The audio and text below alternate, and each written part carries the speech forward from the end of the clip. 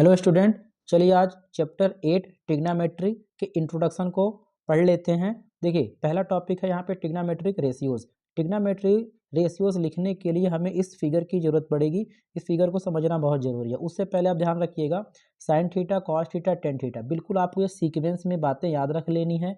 वैसे ही cosec theta, sec theta, cot theta. Okay, अब हम क्या करेंगे कि इनके रेशियो को लिखने के लिए पहले इस फिगर को समझ लेते हैं। देखिए यहाँ पे हमारे पास क्या होता है, 90 डिग्री होता है और जस्ट 90 डिग्री के सामने वाली साइड क्या होती है, हाइपोटेनियस होती है। और ये वाली साइड क्या होती है, बेस। और ये वाली होती है परपेंडिकुलर। लेकिन ये डिपेंड करता है कि अपना थीटा कहाँ पे है।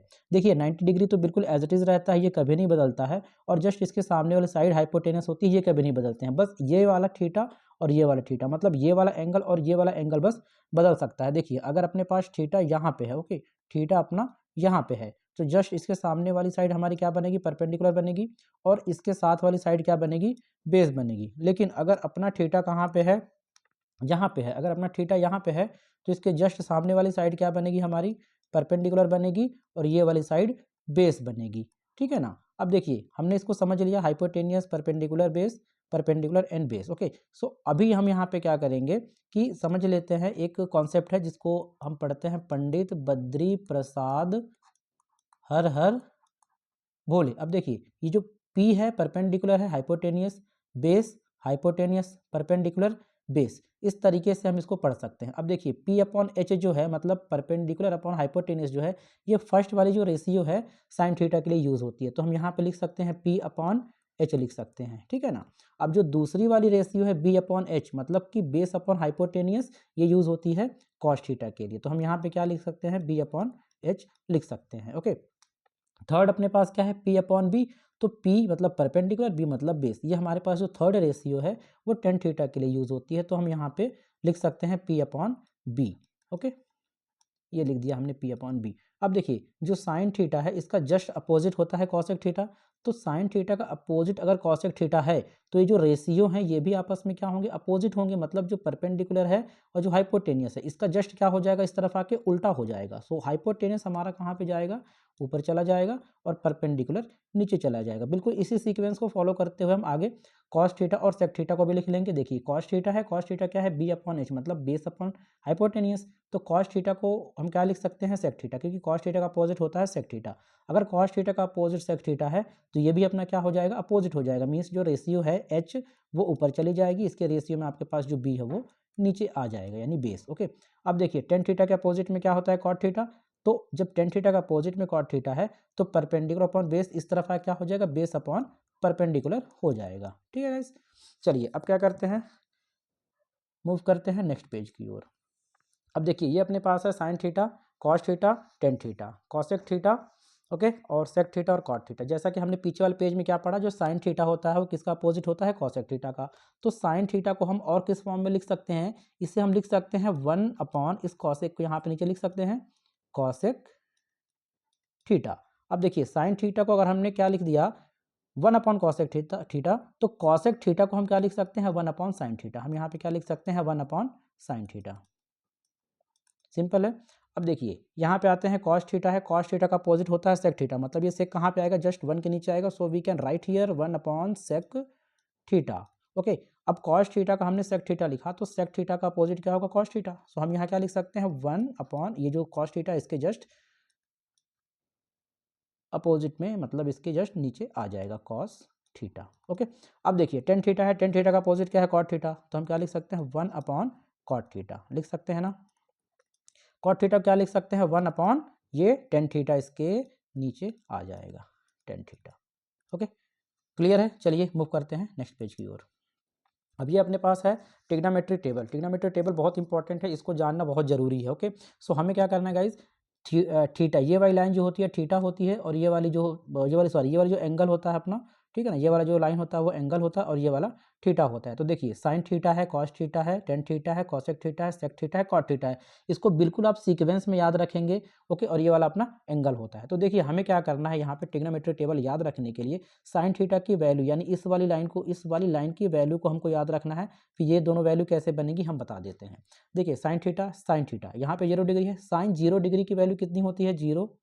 ठीक है, साइन 30 डिग्री की वैल्यू होती है 1/2, साइन 45 की वैल्यू होती है 1/√2, साइन 60 की वैल्यू होती है √3/2 एंड साइन 90 की वैल्यू होती है 1। अब देखिए इसको हमने क्या किया, याद रखा। अब जब ये लाइन हमें याद हो जाएगी, हम क्या करेंगे, जस्ट इसको यहाँ से उठा के इस टेबल के अंदर, इस लाइन के अंदर क्या कर देंगे, फिल कर देंगे। देखिए यहाँ पे 1 है ना, तो यहाँ से स्टार्ट करते हैं लिखना, बिल्कुल उल्टा, यहाँ से जस्ट यहाँ से, ओके 1, ये √3 आप यहाँ लिख लीजिए, अपॉन में 2, सॉरी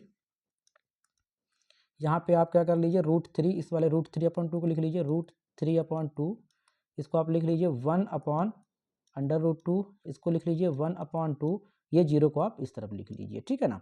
अब देखिए टेन थीटा को लिखने के लिए हम क्या करेंगे, सिंपली इसका इसमें डिवाइड करेंगे, ठीक है ना। कैसे करेंगे, देखिए 0/1 करेंगे तो कितना आएगा, 1 0 0, तो यहाँ पे क्या लिखेंगे 0। बिल्कुल ऐसे इन दोनों करके देखते हैं। देखिए 1/2 है, होल डिवाइड कितना है अपने पास, √3/2 है। तो देखिए इसके भी डिनोमिनेटर में, इसके डिनोमिनेटर में है, कट जाएगी वैल्यू, तो क्या बचेगी अपने पास, यहाँ से 1 बचेगा और यहाँ से √3 बचेगा। तो हम यहाँ पे क्या लिख सकते हैं, 1/√3 लिख सकते हैं, ठीक है ना। नेक्स्ट क्या है अपने पास, 1/√2 है, होल डिवाइड में कितना है, यहाँ पे भी 1/√2 है।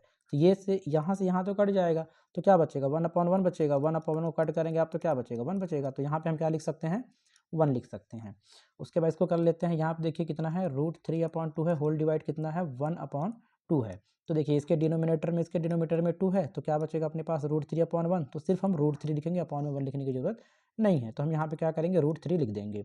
अब देखिए यहाँ पे गैस क्या था अपने पास, 0/1 था, तो इसको हमने क्या किया था, 1 0 से 0 किया था, बट यहाँ पे जस्ट उसका उल्टा है, 1/0 है, तो ऐसी वैल्यू जो होती है एग्जिस्ट नहीं करती है। सो इसके लिए हम क्या लिखते हैं, नॉट डिफाइंड लिखते हैं, ND, नॉट डिफाइंड, ओके। अब हमने क्या बोला कि साइन थीटा हमने याद कर लिया, इसका जस्ट उल्टा लिख दिया यहाँ से, फिर इसको डिवाइड करके टेन थीटा को बना लिया। अब हमें क्या करना है, हमें यहाँ पे कॉसेक थीटा को भी याद रखना है। कॉसेक थीटा को याद रखने के लिए इस लाइन को देखिए क्या करेंगे, यहाँ से स्टार्ट करेंगे, नॉट डिफाइंड से। पहला बॉक्स जो इसका होता है नॉट डिफाइंड होता है, then 2, then √2, then 2/√3 and 1, okay. अब देखिए क्या करेंगे, इसको भी बिल्कुल सिंपल है, इसको क्या करेंगे, यहाँ से लिखना स्टार्ट करेंगे, मतलब इसको जस्ट यहाँ पे ले आओ 1 को, 2/√3 को यहाँ पे ले आओ, यहाँ पे √2 है, यहाँ पे लिख दो, ये 2 को आप इस तरफ ले आओ और नॉट डिफाइंड को आप यहाँ पे ले आओ, बिल्कुल सिंपल है, ओके। अब जैसे यहाँ पे हमने इन दोनों को डिवाइड किया था, बिल्कुल ऐसे ही यहाँ पे इन दोनों को डिवाइड करना होगा। तो ND यानी कि नॉट डिफाइंड अपॉन 1, इसको हम जब डिवाइड करेंगे तो हमें क्या मिलेगा, नॉट डिफाइंड ही मिलेगा। इन दोनों को डिवाइड करके देख लेते हैं। यहाँ पे देखिए क्या है, 2 है, ठीक है ना, तो हम लिख लेते हैं 2 अपॉन में कितना है, 2/√3 है। तो इसको कैसे डिवाइड करेंगे, देखिए 2 है ना, इसके नीचे कोई नंबर नहीं है, यहाँ 1 लिख सकते हैं, मल्टीप्लाई, ये √3 कहाँ जाएगा, ऊपर जाएगा, यहाँ पे आएगा 2, यहाँ से आप कट कर दो तो क्या बचेगा आपके पास, सिर्फ √3 बचेगा। तो यहाँ पे क्या लिखा जा सकता है, √3 लिखा जा सकता है, ठीक है ना। अब देखिए यहाँ पे क्या है, √2 है, यहाँ पे भी √2 है, तो अगर मैं √2 का डिवाइड √2 से करूँ तो क्या हो जाएगा, ये कट के क्या दे देगा हमें, ओनली 1 दे देगा। तो हम यहाँ पे क्या लिख सकते हैं, 1 लिख सकते हैं, ठीक है ना। चलिए थोड़ा सा इसको मैं ऊपर कर लेता हूँ। चलिए अभी देखते हैं यहाँ पे क्या है, 2/√3 है और यहाँ पे 2 है, इसका भी डिवाइड करके देख लेते हैं। तो इसको डिवाइड करने के लिए क्या करना होगा, हमें लिख लेते हैं यहाँ पे लिख लेते हैं, कितना है, 2√3, 2√3 है, डिवाइड में कितना है, 2 है, कोई नंबर नहीं, इसके नीचे 1 लिखा जा सकता है। इसको सॉल्व कैसे करेंगे, ये 2√3 को आप एज इट इज़ रहने दो, यहाँ मल्टीप्लाई लगाओ, ये 1 ऊपर चला जाएगा, 2 नीचे आएगा, इससे कट करो तो कितना आ जाएगा, 1/√3 आ जाएगा। तो यहाँ पे क्या लिखा जा सकता है, 1/√3 लिखा जा सकता है। अब देखिए यहाँ पे क्या है, 1/1 नॉट डिफाइंड है, तो 1 नॉट डिफाइंड को आप सॉल्व करेंगे तो आपको मिलेगा 0, तो हम यहाँ पे लिख सकते हैं 0, ओके गाइस। तो ट्रिग्नोमेट्रिक टेबल भी कंप्लीट हो गई है। देखिए ट्रिग्नोमेट्रिक टेबल बहुत इंपॉर्टेंट है, चैप्टर 8 के लिए तो है ही है, साथ में इस ट्रिग्नोमेट्रिक टेबल का यूज़ हम चैप्टर 9 में भी करने वाले हैं, ओके गाइस। तो चलिए मूव करते हैं नेक्स्ट पेज पर। देखिए कुछ इंपॉर्टेंट फॉर्मूले हैं जिनको याद रखना जरूरी है। देखिए cos square a plus sine square a equal to 1। देखिए जो cos square a plus sine square a है किसके इक्वल है, 1 के इक्वल है। तो अगर ये दोनों वैल्यू 1 के इक्वल है तो 1 भी इसके इक्वल होगी, बिल्कुल होगी। उसके बाद देखिए 1 plus ten square A equal to sec square A, ये 1 प्लस टेन स्क्वायर ए किसके इक्वल है, सेक स्क्वायर ए के इक्वल है। तो जो सेक स्क्वायर ए होगा ये भी 1 प्लस टेन स्क्वायर ए के इक्वल होगा, बिल्कुल होगा। देखिए cot square A plus 1 equal to cosec square A है, तो ये कॉट स्क्वायर ए प्लस 1 किसके इक्वल है, कॉसेक स्क्वायर ए के इक्वल है, तो ये जो कॉसेक स्क्वायर ए है ये भी क्या होगा, कॉट स्क्वायर ए प्लस 1 के इक्वल होगा, बिल्कुल होगा। मतलब दोनों वैल्यू जो left hand side right hand side के वैल्यूज हैं दोनों एक दूसरे क्या होंगी, इक्वल होंगी तीनों फार्मूले के अंदर। ओके, सो चलिए मूव करते हैं नेक्स्ट पेज पर। कुछ ये फार्मूले भी हैं जो हमारे क्वेश्चन में यूज़ हो रहे हैं, ठीक है ना, एक्सरसाइज के क्वेश्चन में ये सारे फार्मूले यूज़ हो रहे हैं, हम बताएंगे एक्सरसाइज में ये सब क्वेश्चन जहाँ जहाँ पे क्वेश्चन है और ये फार्मूले कहाँ कहाँ पे यूज़ हो रहे हैं हम आपको एक्सरसाइज में बता देंगे। ओके, सो देखिए ए प्लस बी को होल स्क्वायर क्या लिख रहे हैं हम, A square plus B square plus 2ab, simple सा फार्मूला आपने पढ़ा भी होगा इससे पहले वाली क्लास में। ए माइनस बी का होल स्क्वायर क्या है, A square plus B square minus 2ab, ठीक है। A square minus B square, इसको क्या करेंगे हम एक बार प्लस में, ए प्लस बी एक बार प्लस में करेंगे, सेम इसको ए माइनस बी एक बार माइनस में करेंगे, एक बार वैल्यू को प्लस में लिख देंगे प्लस बी, एक बार माइनस में लिख देंगे ए माइनस बी।